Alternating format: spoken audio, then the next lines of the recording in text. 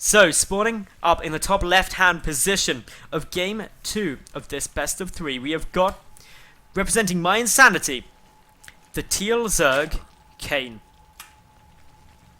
And his opponent down in the bottom left, the red Protoss player, representing Alien Invasion, it is Krr.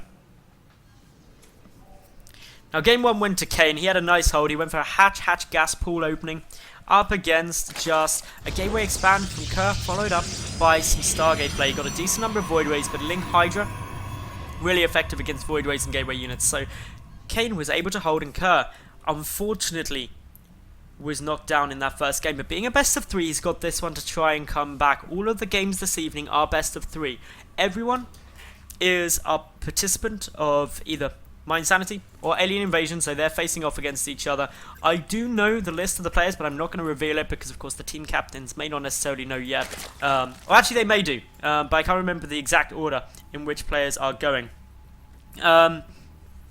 And yeah, this is all going pretty good. And I have actually just now been informed the thing I missed and the reason Krr GG'd out of game number 1 was because the Zerglings had sped in to the natural base and killed off pretty much everything. So I was busy watching all that action waiting for the move in and didn't catch that. And it's always the sin of only solo casting, is that noticing little things like that. If Penguin wasn't sick, I would totally grab him on stream. Of course, Penguin is the team captain of My Insanity and also a jolly good gentleman.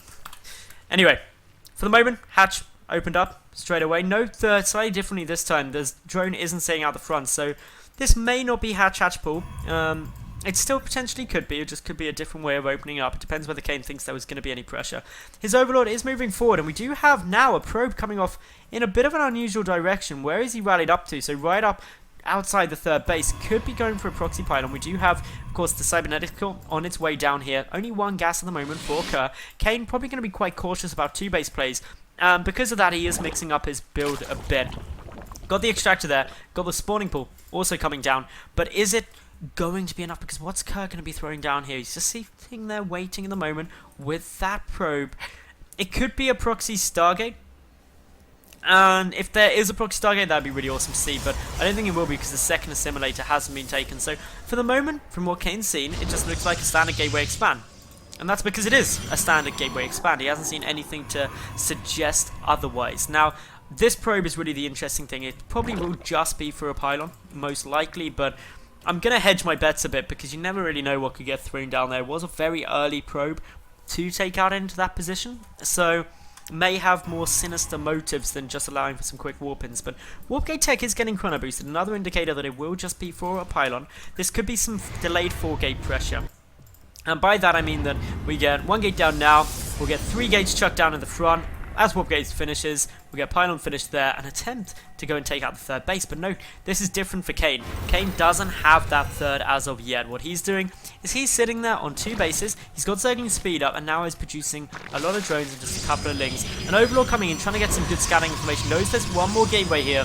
What he really wants to know though is how many more are there going to be. Well, second one thrown down. This mothership core still can't do anything. There's no Stalker in production, so this Overlord can just chill out all he wants. And there we go. That is what Kane wanted to see. 3 more gates. He's now completely aware of what's coming down. There's only one logical solution to this, or conclusion, to getting those 3 additional gateways off a gateway expand, and that's to apply some pressure.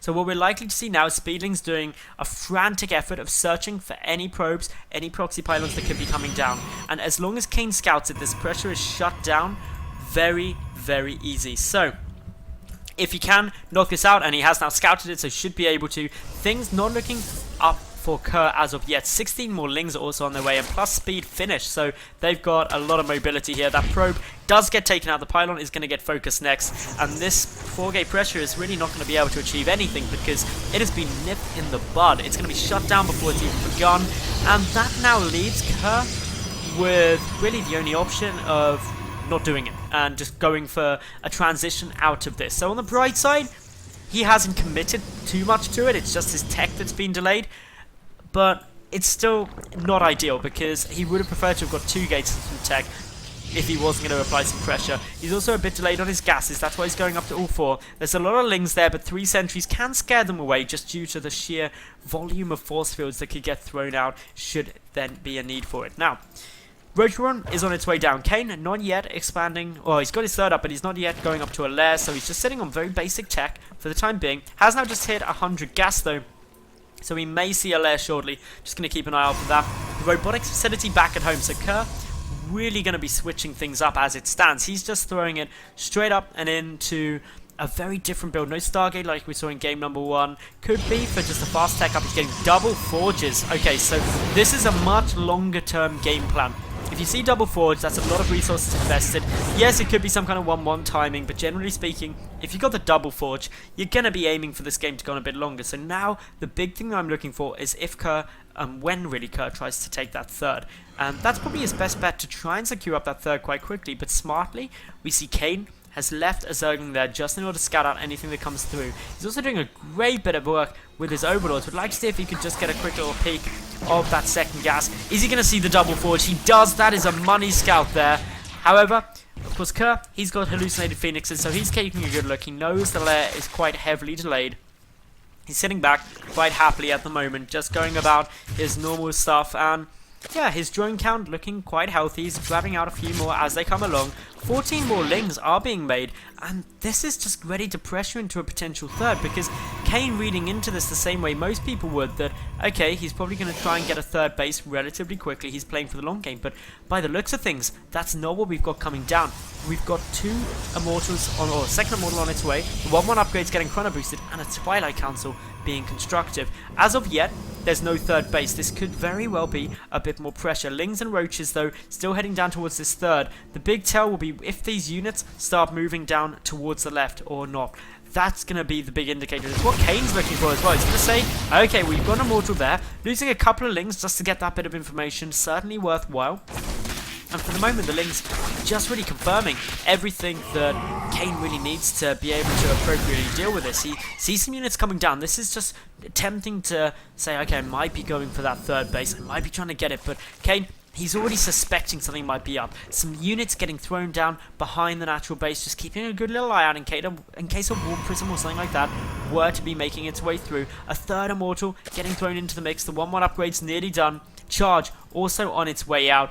Are we going to see 2-2? Well, we very well may do, but this is a long time to be on 2 bases. Kane, remember, he's got a solid economy. He has cut all drone production and was supply block for a moment there, but what's he going to be getting out next? Is it going to just be a whole ton of Hydralisks? Probably will be. There we go, 6 Hydras on their way. And the reason for this is because he's got decent saturations. He's not got all of his gas yet, but he knows that his opponent isn't attempting to take a third, so he can just sit back there and go, do you know what? As long as I pump units, until you take a third, I don't need to drone anymore. And if you do try and take a third, well, I'm going to have a metric ton of stuff just to come and start beating down that door. And that is really the game plan. The probe is on its way through. The Overseer hasn't yet scouted or got any confirmation of this, but the probe is going to be attempting to secure up that third base, but Krr a little bit low on money. For the moment, though, Kane, he's just streaming Zerglings, Roaches, and Hydras across the map. He's got group spines on their way. The 2-2 upgrades also getting researched here at the moment, so there is an upgrade lead currently for Krr compared to Kane, but Kane not even attempting to get any upgrades. He just wants to force a cancel on that third base, and yep, he's going to be able to get that. Cancel goes down. Is there any flank coming through as of yet? Well, the force fields are great, but Zerglings and Hydras from the back are going to be able to aid with the DPS, but Roaches stop for the time being. The Hydras wisely waiting at the moment, because that means that they aren't going to get taken down. The force fields are gone. The Roaches, though, do have to fare with 4 Immortals. They're dealing out a good amount of DPS.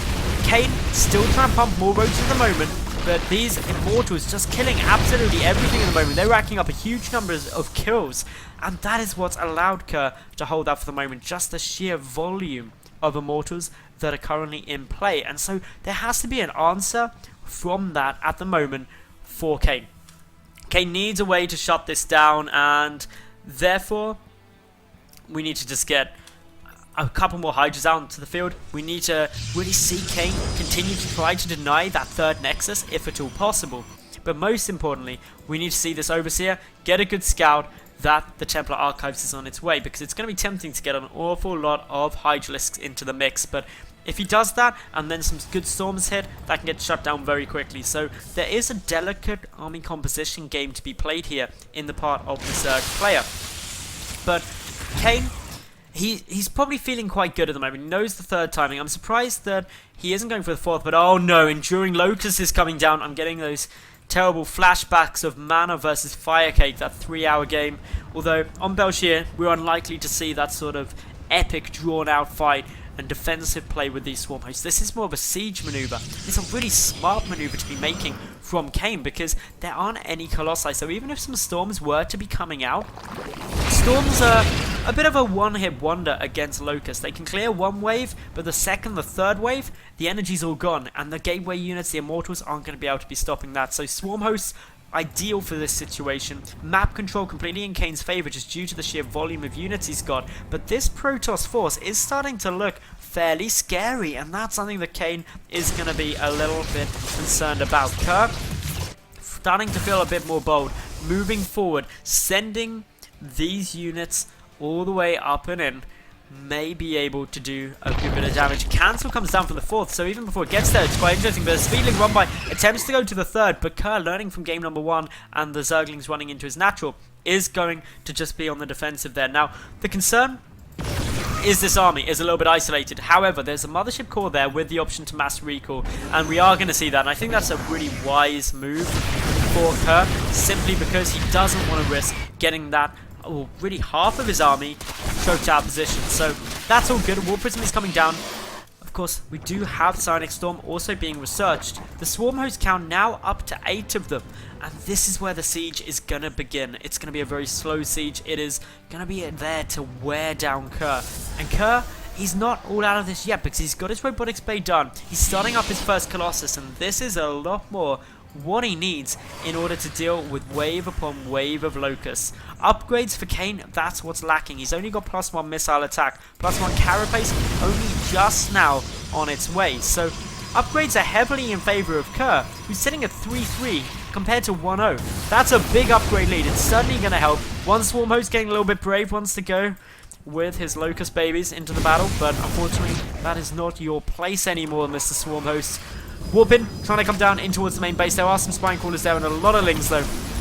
So while Zealots are effective, the Lings are going to help out with those 3-3 upgrades. Just tearing through everything. The Spine Crawlers getting annihilated, but a few Hydralisks should be able to help with all of it too. The Spines desperately poking as best they can. Wave upon wave of Locusts still crashing up against Krr like waves on a beach. And, well, the Zealots are getting cleaned up for the moment.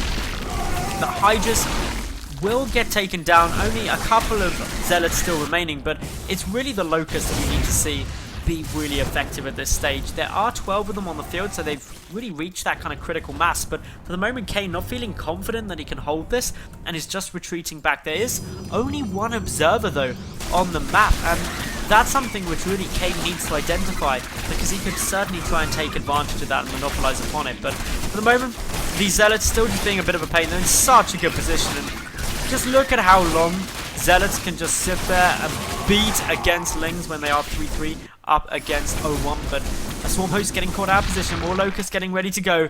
They are now creeping their way forward. Krr going on the offensive. No Speedlings ready for a sneaky run by. But still, I think there are too many Locusts currently for Krr just to try and break through. So 6 Corruptors are on their way through. Another Zealot warping from the side. And the real story of this game is the fact that upgrades just playing such a critical part in Krr being able to apply this pressure so cost effectively. Kane hasn't been able to secure up the fort, so they are on equal bases, but the Locust waves are starting to take their toll on the Protoss force, and Krr, retreating back for the time being, is going to attempt to secure a 4th base, but then so is Kane. If he gets that 4th and gets it saturated pretty quick, he's going to be in an okay spot. But unfortunately, his worker count is 20 below that of his opponent. That's really not where you want to be. Even if you are losing about 3,000 less resources than your opponent, 20 workers is a significant amount of income that you really want to be having. Now, Speedlings are getting ready for a counterattack, but look at this Protoss force. It's terrifying. 4 Colossi, a couple of Archons, a few Storms are available in the mix, or at least there's the option for it with the High Templar done and Storm done. Fourth base is cancelled. We see Krr falling back in order to come and defend his army, but in come the Mutalisks now with a good number of Corruptors. The Dark Shrine has been discovered. That's getting taken out too. At the same time, those Zealots are attacking the fourth base of Kane. Both players going for many multiple-pronged attacks, and it's the Dark Shrine that's attempting to get destroyed for the moment. The Colossi are stampeding back though, ready to come and try and defend it, but unfortunately they can't shoot up. The Dark Shrine is going to fall, and there is no way that it can be saved now. Wasn't even cancelled, so Kane avoids a potential trouble there. Will lose, I believe, a single Mutalisk in the process there.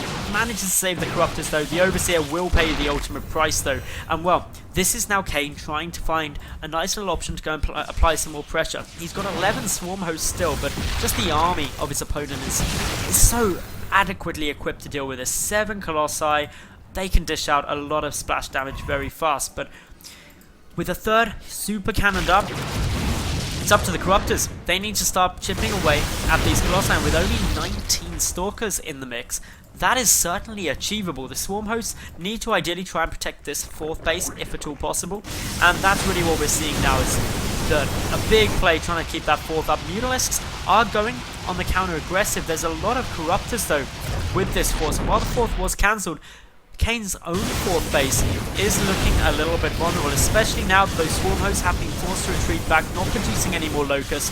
It's just a matter of a few shots to take out that fourth. Kane is going to allow the hatchery to finish, but at what cost? Well, the cost of 300 minerals, because it is going to get taken down, and now Mutalisks just going to try and get some counter damage done, but my goodness, that is a lot of Photon Cannons. You don't want to be going in on there. The Nexus getting prioritized at the moment. Krr is still making his way through. The Swarm Host retreating back. The third hatchery going to fall pretty much instantaneously. Remember, there are still the High Templar. There are still those storms. Can we see enough damage done? Well, the Corruptors still just sitting, really coming along for the ride, but the third is about to fall of his opponent too. Krr is pushing in, applying the pressure. He's still up in terms of the supply, but army supply is in Kane's favour. Mass Recall has to go into the mix, and well, as the units make their way through, we need to see a retreat from Kane. He's got to be very cautious with how this goes down. He was unable to get the third Nexus as of yet, and there's still 46 probes there, so even though a significant amount of probe damage was done, there was a significant amount of drone damage done too. Now it's up to Kane to really destroy this army, and quickly, because if he loses his army, Krr will have the economy to rebuild his backup should he want to. So we've got to keep a good eye on exactly how this is going to go. Corruptors falling left, right, center, and the Stalkers just being so aggressive with their movements. But the Mutalisks, they're being aggressive too. There's a lot more on the way. If we take a quick peek at the anti-air, there's 22 Stalkers and 3 Archons, plus the Storms. These Mutalisks can be very effective, as we're starting to see. But with a good blink underneath the army, the Stalkers are engaging head-on. Bear in mind that it's only +2 air attack, no air carapace, which simply means these 3/3 Stalkers still dish out a sizable amount of DPS. But Kane, double expanding, he's ready to get this game back on his footing, get it back into his ballpark, and try and make things level out. Krr, of course, on match point. If he loses this, he loses the series. Definitely doesn't want that to be occurring, and therefore he's just trying to play it safe, and he's kept up his bases. He's got a decent economy. He could be mining from these Vespian geysers, so the only trouble for Krr is he's a little bit gas starved, but he can't secure these bases effectively, and that's what's hurting him. So that leaves everything open to the Mutalisks. They can just start streaming in. They can start picking away at pylons. Remember, the Mutalisk count now up to 29. That's a lot of DPS, especially with the +2 flyer attack. Where is Krr's army? Well, it's still sitting around here at the third base. The Templar Archives get sniped down. A couple of pylons get annihilated, which just means Krr loses those 4 warp gates temporarily. But a nice blink forward allows a couple of Mutalisks and a few Corruptors to get taken out. Kane, though, he's expanded. He's got his 4 hatches back up and running. Still a base up. And for the moment, Krr isn't showing that he's ready to end the game yet. He's trying to play it safe. He really wants this 4th, but unfortunately for him, getting that 4th could be a lot harder. There's just so many units out, there's so many units available. The Swarm Host still sitting in the natural, being in a defensive posture. Perhaps they could go and try and be a bit more aggressive sometime soon, but for the moment it's all about the Mutalisks. That is what Kane foresees as being his option for things going well, and he is getting up a sizable number of them, up to 32 already now. couple more on the way. He's going to hit 35 shortly, and with only 21 Stalkers and those 5 Archons, the Mutalisks are a fairly scary force, especially when they're going for this harass style of play, and with Roaches and Hydras complementing them in order to try and take down this third Nexus. It's definitely all looking very solid, but for the moment, the fourth is still on its way down. The Roaches and Hydras have no choice but to retreat back, play things safe for the time being. The odd unit getting caught out of position though, and that's exactly how the Mutalisks want to play this with their high health regeneration. They want to make sure that anything they can snipe off, they do snipe off. But now Mutas just still attempting to find a nice little window to go and exploit. Are going head to head with these Stalkers now, but a good size storm means that the Mutalisks have no choice but to retreat back. So they do go straight over the army though.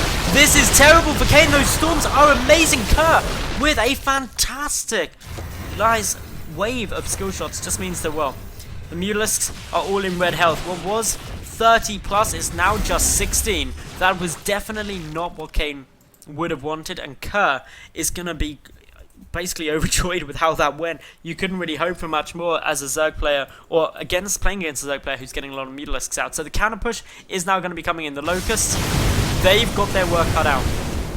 There's no other way to say that, but with so many Colossi, Kane does have to be a little bit more careful. He's got a good number of Roaches and Hydras coming in for the flank though, so he's going to try and go for the full-on surround, or at least some counter damage.